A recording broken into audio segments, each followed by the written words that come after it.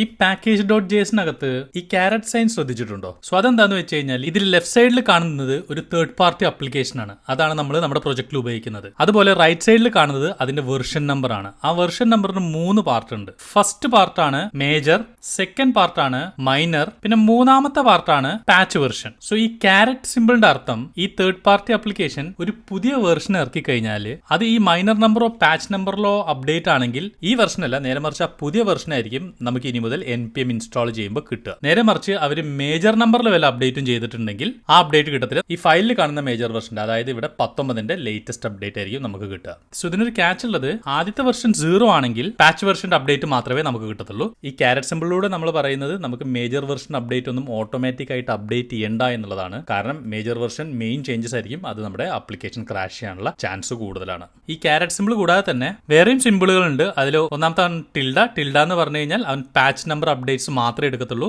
Greater than, less than equal to, greater than equal to എന്നുള്ളതൊക്കെ ഉണ്ട്. So അത് പറഞ്ഞു കൊടുത്തു കഴിഞ്ഞാൽ ഗ്രേറ്റർ ദാൻ എന്ന് പറഞ്ഞു കഴിഞ്ഞാൽ നമ്മൾ കൊടുത്ത വെർഷനോ അതിന്റെ മുകളിലുള്ള വെർഷനോ എല്ലാ അപ്ഡേറ്റ്സും അവൻ സ്വീകരിക്കും. അതുപോലെ തന്നെ ലെസ് ദാൻ എന്ന് പറഞ്ഞാൽ നമ്മൾ കൊടുത്ത വെർഷന്റെ താഴെയുള്ള വെർഷൻ മാത്രമേ എടുക്കത്തുള്ളൂ. അതുകൂടാതെ ഓർ കൊടുക്കാം. പിന്നെ അതുകൂടാതെ നമുക്ക് എക്സാക്ട് വെർഷൻ പറഞ്ഞു കൊടുക്കാം. അങ്ങനെ കൊടുത്തു കഴിഞ്ഞാൽ അവൻ എക്സാക്ട് വെർഷൻ മാത്രമേ എടുക്കത്തുള്ളൂ. അവർ ഏത് വെർഷനിൽ അപ്ഡേറ്റ് ചെയ്താലും നമ്മൾ നെക്സ്റ്റ് ടൈം npm ഇൻസ്റ്റാൾ ചെയ്ത് കഴിഞ്ഞാൽ അതൊന്നും കിട്ടത്തില്ല.